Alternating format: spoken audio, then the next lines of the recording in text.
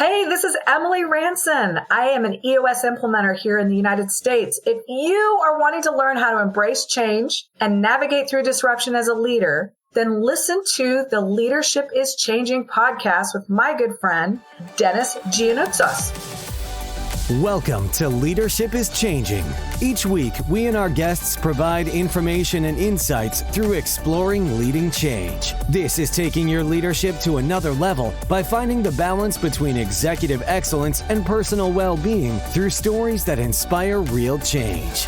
It's time to adapt in our fast-moving world when leadership is changing with your host, Dennis Giannoutzos. Hey, welcome to the show, Leadership is Changing. What we as leaders know to be true is that change is constant. Leaders everywhere confront similar obstacles because people are people, but everywhere you go, leaders are overwhelmed, disrupted, and under pressure. They run from email to email, meeting to meeting. Many leaders are not changing quick enough, which means they run the risk of becoming irrelevant and being left behind. Perhaps the show is taking our listeners' leadership to another level by finding their balance between executive excellence and personal well-being through stories that inspire real change. I believe we don't have enough effective leaders in the world today, and if we can get the leaders to step up and lead change, then they can inspire real change. Hey listeners, it's now time to adapt in our fast-moving world. Welcome to today's session. I have a wonderful guest with me. Her name is Emily Ransone, and I'll introduce you to her very soon. Hey, if you haven't already checked out the Facebook group or the LinkedIn page, Leadership is Changing, come along. We'd love to see you on those actual different platforms, to see the tribe and so forth, which will be really good. So fantastic. We'd love to see you there. Hey, listeners, I'm going to introduce you now to my wonderful guest today. Her name is Emily Ransone, as I said before. She's a partner in a direct-to-consumer and business-to-business office furniture business. She's a business coach and EOS Implementer. Now, that's a question I need to ask Emily what that means. She's helping business owners and leadership teams get more of what they want from their businesses. That'd be pretty cool. Hey, if you're a business owner, wake up. This is going to be a great session for you. So we'll talk about that. She's also an author of a book called Junkies Unite. Emily, a massive welcome to you to the show. Oh, thank you so much, Dennis. I'm delighted to be here. I'm so excited to dig in and have a really fun conversation with you. Oh, also, I love it. Dig in. Let's get into it. Okay, cool. So, yeah, very good. Hey, whereabouts in the world are you today? Right. I'm in San Jose, the San Francisco Bay Area. So we got a lovely, cool, but sunny day. So it's right around the holidays here and looking forward to it. Yeah, and in my days of Hewlett-Packard, I used to go to the Bay Area all the time, and to Palo Alto and Cupertino and all that. So it's really cool. And I noticed that some of the office has moved into San Jose area, I think it is. I think it's in that area. So it's pretty cool. I love that whole Bay Area. I just think it's a brilliant place. And it actually reminds me of New Zealand, a lot of parts of it. So it's pretty good. Oh, well, I need to come visit then. Yep, it's all good. There you go. Hey, so we're giving the listeners a little bit of a brief background. So EOS Implementer, what do we mean by that? Yes, great question. You know, as I was running a business, I was really struggling with how to create a vision and alignment with my team about where we wanted to go and how we wanted to get there. And luckily at that time, I just happened upon the book by Gino Wickman called Traction. If your listeners have not heard of it, I highly recommend picking that up. And it's a great place to start. So EOS is basically a way of harmonizing and orchestrating all the moving parts of your business. So it's an execution model. It's a way of running your business more effectively and efficiently so that you can really focus on leaving that to the science in the background. So you can really focus on the artistry of what you love to do and are best at. And I liken it to kind of like your cell phone. Like you've got an iOS on your cell phone that kind of runs in the background so you can do all this crazy stuff with your cell phone now. The same thing's true. EOS, once you get these tools and disciplines primed and working for you, it's a system of execution that runs in the background so you don't have to think about it. You can really think about the strategy of your business, about where you want to go and how you're going to get there. So I'm actually not only we call ourselves implementers instead of coaches or advisors, because really it's about implementing the set of tools and principles into a business. That said, I've also been an EOS client. So, I've sat on both sides of the table, and I'll tell you, it's an incredibly rewarding journey on both a business front and a personal front for leadership. Looking forward to digging into that conversation with you. Yeah, fantastic. And I love it. So iOS is around for the iPhones and things like that. And, right. So EOS, is that Entrepreneur's Operating System? Oh, you're so good. You are so good. It is. It's the entrepreneurial operating system. You got it. Awesome. I don't know if you just intuitively do that. That's amazing, Dennis. Yes, I thought, oh, wow, which one is Brilliant. it? Okay. Yeah, cool. So I really love what you've just shared there too, because I think the implement versus the terminology coach, it's a bit like becoming a goal setter. People go, oh, should I set goals? I said, no, let's talk about being a goal achiever. And they're like, oh, that's because it's a totally different mindset, right? We're going to go out there and achieve goals because people can set goals. That's all good. People can actually have an operating or do things in business. But I think I love what you say there in the sense of it's actually helping them do what they do in the background so then they can get on with their artistry. And it is an art and what a lot of people do, right? So I think it's important. Well, the difference is there's a place for coaches and advisors. There's a place for that. I'm not saying that there's not. What I'm saying is if I'm telling people what to do, that's creating dependency for them to need me. And my job is to lessen that dependency and to teach them to be what I jokingly call Jedi masters, right? I want them to be leaders. I want them to be seen by their team as leaders. And if I'm the one that's the answer person, they're going to be constantly feeling dependent on me for that. Whereas if I empower them through this learning of the dynamic around leadership, that they've got the answers in themselves, right? It's just a good facilitator or implementer that pulls them out. Yep. Just pulls those answers out. So that's the difference. And I think that's what leadership's about, is actually, it's not to give them the fish, it's actually to teach them to fish. Yes, you've got it. Yep. 100%. Yeah, so I think that's right. And listeners, I think that leaders aren't doing this enough. And there's actually an episode I did recently, Emily, which is called, because I do 2 interviews a week and I'm also then doing a freestyle version, and it's called the Ask Dennis episode. And it's about, the actual title of that episode is actually Ask, Don't Tell. Mm-hmm. And it's about asking them questions to bring out what you just said and facilitate that rather than saying, hey, here's the answer.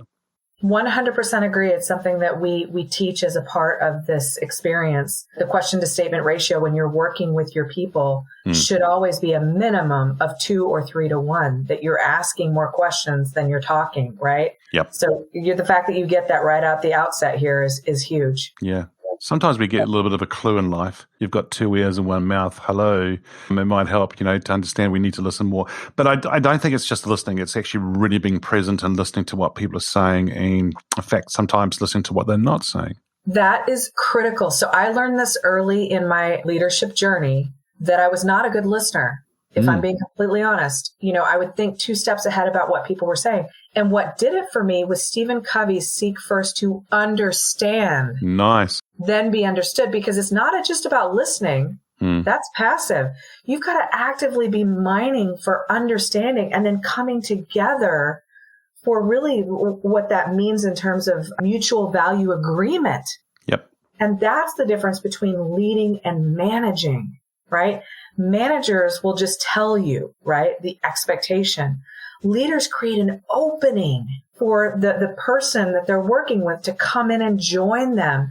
And then they get to have their hands in the clay where they feel like they're actually taking ownership, right? That creates an opportunity for empowerment that changes the discipline of accountability from the leader having to own holding someone accountable, which is frankly a misnomer, to then putting that sense of accountability really on the other person and them wanting to hold themselves accountable. Yep. So this dynamic shift that you're talking about is really powerful. And once I got that, wow, I saw the performance of my team go 10x.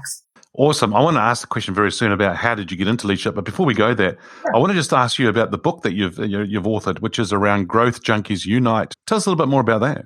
Thank you, Dennis. For all of us, there's periods of evolution and revolution. And, the growth doesn't happen in a straight line. We talk about that with kids. They have growing pains. We all go through that. And I was going through one myself. And it was really a time of regeneration for me. And so this book was really foundational for me being able to pull from what I knew intrinsically. Like it was all here internally. Like I just needed to pull it back out again. And then in the course of realizing that, sharing it with others, that we all go through this part where we need an invigoration to our learning journey. And in my mind, you're at either one end of the stick or the other. You're either growing or dying. And I'd rather be at the growth end of that stick, right? And so for me, this was a chance to really share, the tips, tricks, tools. So it's kind of taking this distilled view, like a Reader's Digest view of all the business acumen and tools and things like that, and distilling it down to a few simple nuggets that can help people with reinvigorating their growth journey. And the reason why I call it Growth Junkies Unite is that, again, there's a tribe of us out there, that really sincerely love this part of humanity, that we're here on this planet to help each other. And with EOS, one of our core values is help first. And so literally that's what this book is. It's my gift. If towards the end, I'll give you the VIP code and those sorts of things, but there's a free toolkit in there. It's packed with lots of great nuggets. And again, it's one of those things that is kind of meant to be something that helps someone else get unstuck, right? Feeling like they're trapped, because that feeling can really suck you in and pull you in. And this is meant to be one of those catalyst things that can unlock that for you. And I think the pandemic has actually made people feel like they're locked. They feel like they're stuck. And we're now starting to see people trying to get out of that and do other things in life, and which is pretty cool to see. Great resignation. People are like, I'm not going to stay stuck. They're taking ownership of that. I think it's a good thing. Yes. It's also challenging as a business leader, right? Well, it is, and it's a different mindset, and I'm seeing it's quite interesting because I'm coaching quite a few coming out of the corporate world into their own businesses, and they're going into their entrepreneur. They were already intrapreneurs within the organization, so they had that want and that hunger for it, but it's never packaged in a way that they were expecting it, or doesn't come always the way that they were thinking it would work. And it's like what you're saying with the growing pains, right, with the kids and so forth. It's the same thing. And we all focus that. But you know what? Just to jazz it up a little bit more and give it a little bit more excitement, let's throw in COVID as well, just to see how you stand up to it, right? Like we needed a new challenge, right? Yeah. One where there was no handbook, no rule book. No. No one to script this for us. No predetermined, like, here's how you're going to get through this. And it's right, Dennis. I'm with you. That's very cool. All right, let's get to this question here, which is, so how did you get into leadership? Yes. I think like many of us, it's one of those things where it's a combination of intentionality and a combination of having your antenna up for opportunity, right? So it's got to be a hybrid of a bit of both. Yeah. Because you can only script your life so much. I call it like getting in the flow of life, because the more you try to force something, I'm all for goal setting, planning, all those kinds of things. And then at some point, you also have to be nimble and flexible and open enough to receive being in the flow of life, right? Yep. And looking for those opportunities as they're coming up. And it's like life's going to smack you over the head until you really start learning some of these growing lessons, right? Yeah. And so for me, I was at a point in my career where I was definitely feeling a little stuck. And that was when literally someone tapped me on the shoulder and said, we want you to run this business. I mean, there was no interview process. There was no canvassing around for talent. I mean, none of that. It was that kind of natural event that happened. And, it was at the time where, I knew I was ready for something. And because I was so open and unscripted, it far superseded what I could have ever imagined. Yep. Normally you think about having to climb a corporate ladder and, all these kinds of things. And this took me in a direction that has led me to where I am today that I'm so grateful for. I went from working from very large companies to working for a small, medium family-owned business that was thriving and doing so well in the Southwest, and running one of the branch locations there. And moving from kind of an individual contributor, more role in a sales and marketing kind of position, to then literally being a general manager of a branch, literally running that business. And it was both the best learning opportunity and the craziest. I mean, some of the stories I could tell you, like an employee brandishing a weapon in the warehouse, one of my first weeks there, just some really crazy stuff like that. Well, that would help with team building, right? Oh, let me tell you. Again, not having the script, to know what the playbook is, but, some of those crazy things that you have to learn kind of trial by fire. But then the other part of it is having the experience of not running a business on EOS, which was that one, to then going to an experience of running a business on EOS. It's like I now understand the powerhouse of what it means to run an effective business, right. What it means to really keep it so that you've got a simple, essential set of tools that can help you with understanding how to be more effective in running a business. So I'm so grateful that I was tapped on the shoulder to run that business. It was so much fun and exactly what I needed at the right time. And I think the key word you used before, I was ready, or the words, I was ready, right? And so, I think for our listeners as well, there will be opportunities that come out in front of us, and people might say you're lucky. Well, I don't think we are lucky. I think it's more about planning or preparation and opportunity meeting together. That's where the luck comes together. Yes. And I think tuned to it. Yeah. Oh, right? Nice. You're tuned. It's like you've got your tuning fork ready to go and tuned to it. So yes, it is going to take some planning, some preparation, some learning. I spent years working on myself, working on my leadership skills, learning in order to prepare for that. It took me years of it. And if I would have had that opportunity 5 years earlier, I wouldn't have been ready. Right. So there was maybe a little bit of angst and frustration, like, why isn't this happening for me any sooner? And yet, because I relaxed into it, the right thing came at the right time. Whereas if we try to paddle upstream and go against the force of nature and try to force things too much, then honestly, we're going to find that we're setting ourselves up more likely for failure or a harder journey. Yeah, nice. I like the whole analogy that you just used there as well. And if you think about it, so listeners, I'm thinking here, what is the boat? And you're prepared to, and are you in the right boat? Because sometimes we're in the wrong thing. And we, as you said before, we're forcing it. So we think we need to be there. Yes. So just to be really, really, really love what you said, that relax into it. I think also I see people who can get up on stage to speak, as an example, when they relax into it. In fact, sometimes when they forget their notes and they just go and be them and they relax into it, that's when the magic happens.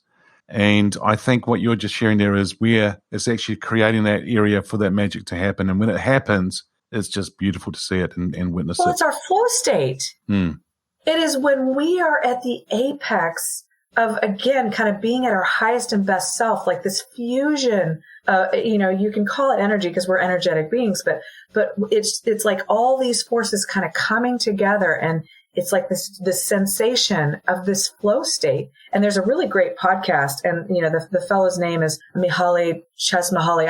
I'm going to butcher his name. He just passed away, but a brilliant TED Talk about flow state, and I highly recommend it because truly that's where we as humans enjoy life, and that's what we're meant to do. That's why we're here on this planet. Yes, very much so, very much so. And I had a coach who used to talk to me about the flow in the river and so forth and how things are going. You might be just in a small river, get into a bigger river where there's a whole lot of things happening. But there's another analogy that I've heard as well, a mentor of mine, it's actually same coach actually as well, about the candle. And the candle, we do things in life, so we're part of the candle. But sometimes we can do things, we can do it, but actually it's not really us. And so we're in the wax. But when we're in the flame, that's when we're doing really well, right? So being in the flame area. So, alrighty. Well, your analogy about the candle, I think, is really pointed because, when we feel like we are a cog in the wheel, rather than feeling like we have our hands in the clay, you're bringing a different energy level. You're putting up resistance rather than getting into that state of being your highest and best self. Emily, here's another question for you, and it's in relation to who your favorite leader is and why. Now, this person could be alive or from history. So who is that favorite leader? When I think about leadership and the embodiment of that, this galvanizing energy that you feel, and I think Dr. Martin Luther King really embodies that the most for me. Yeah. Because when you think about the power of what he was able to do and transcend during that period of the civil rights movement, without social media, without all these other things that we now have today, and how powerful that was with a simple message of, I have a dream. He wasn't saying, we need to do this. He was casting this picture that was poignant and beautiful. And for me, that really embodies what leadership means. You're creating, like I said earlier, this opening. And nature abhors a vacuum. So people want to fill it. And that's what happened. Like he created this pathway, a way forward.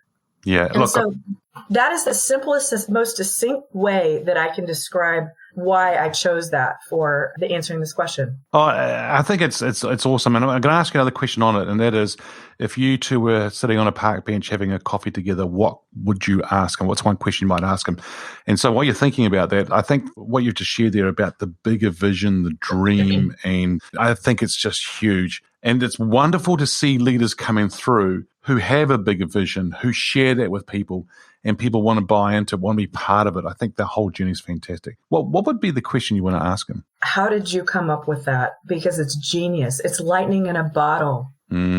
What was the epiphany? What was the emotional journey that got you there to come up with that powerful phrase, I have a dream, and to continue that speech in such a powerful manner? That would be what I would want to find out. Because again, that was genius trapped in that moment, right?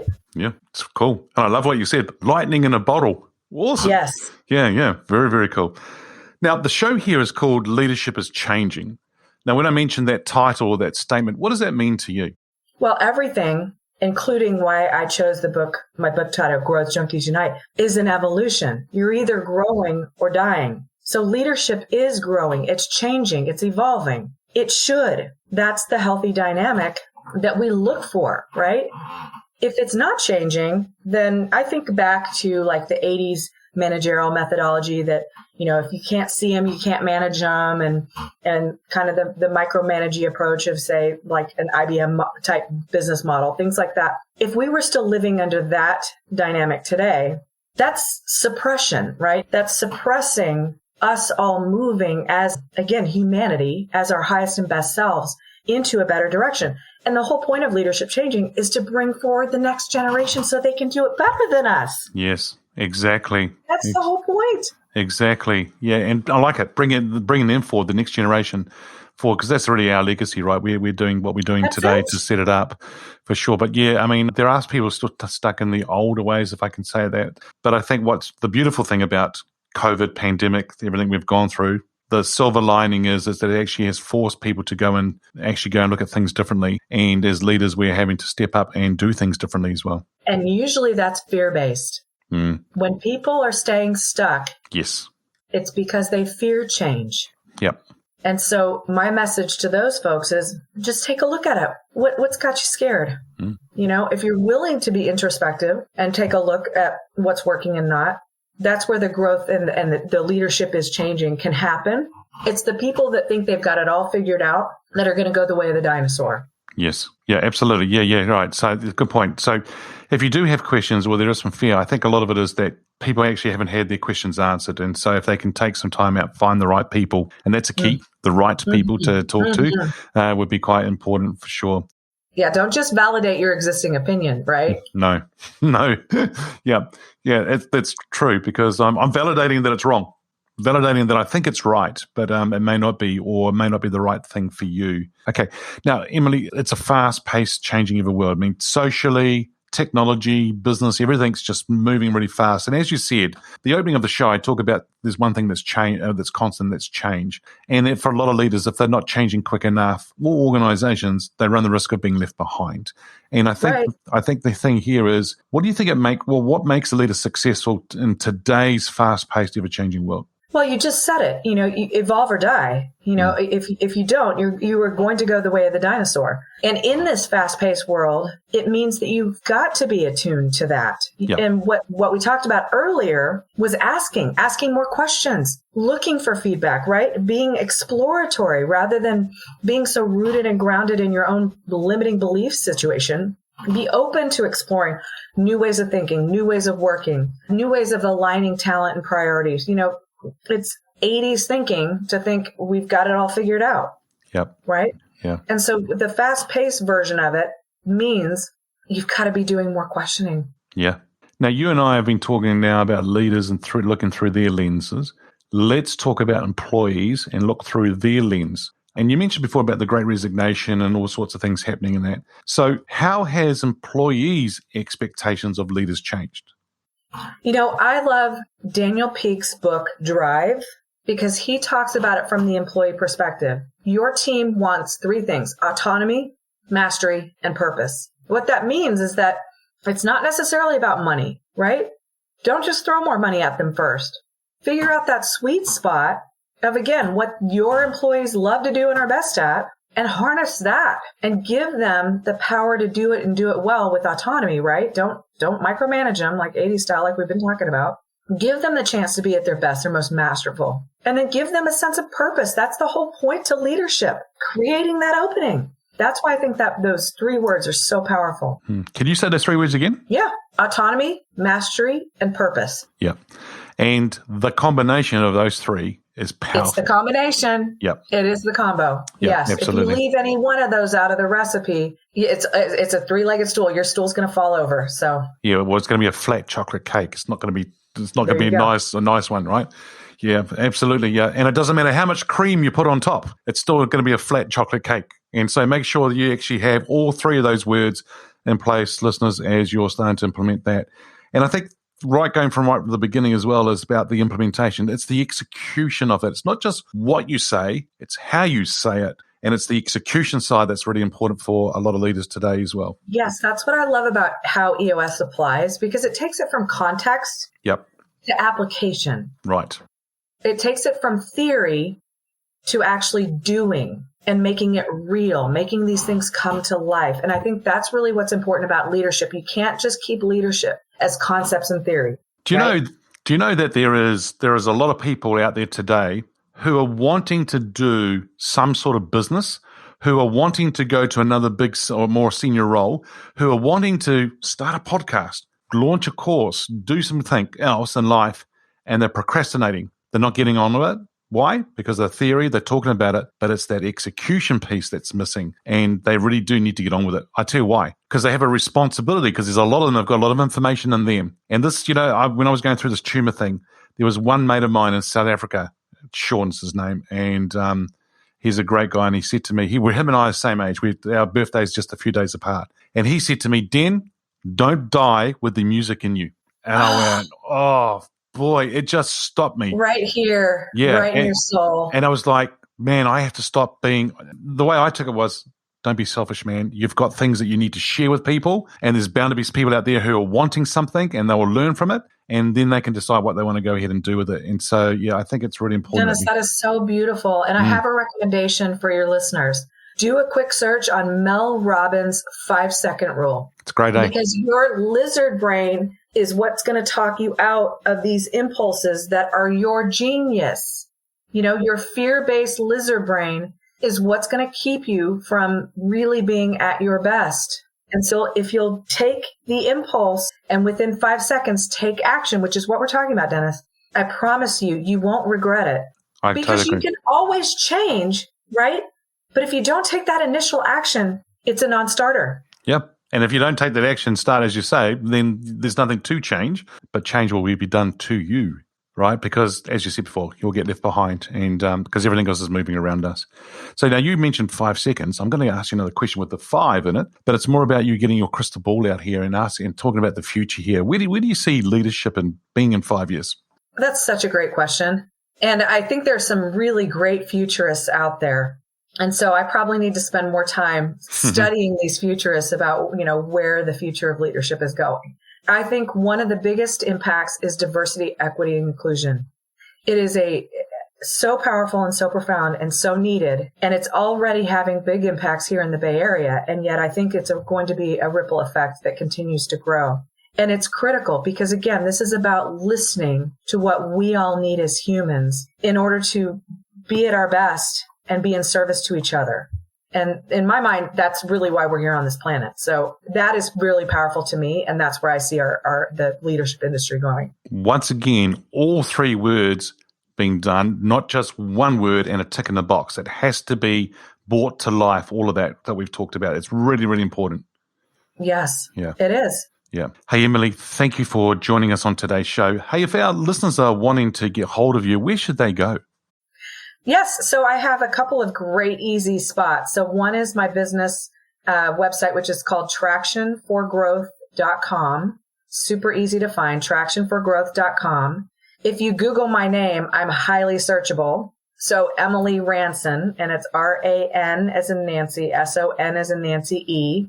And then finally, email me. If I can give you some free help, tools, tips, tricks, whatever, happy to do it. So E-F as in Frank, Ransone, R-A-N-S-O-N-E @Gmail. It's super easy. So there you go.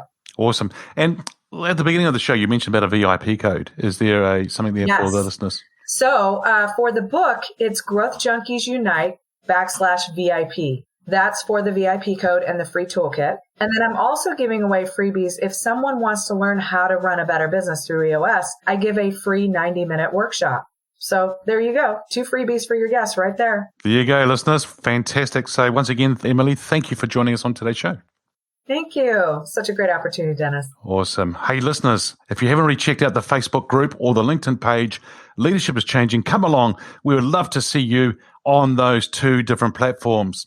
Hey, listeners, what we as leaders know to be true is that change is constant. Change is incredibly scary, especially with the unknown and unfamiliar territory. It's time to adapt in our fast-moving world when leadership is changing. Look out for the episodes as they're being released. Download them, have a listen, put a review and a rating. Feel free to share them with your friends, your family, and your network. Hey, if there's any feedback you'd like to give me about the show, or if there's a question you have for the Ask Dennis Freestyle episode, then send me an email, dennis@leadingchangepartners.com. Hey, listeners, it's always a pleasure being with you. Thanks for tuning in. Until next time, bye for now.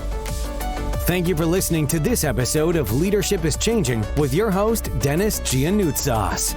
Each week, we and our guests provide information and insights through exploring leading change, inspiring executives and leaders to adapt and lead a bigger game in a fast-moving world.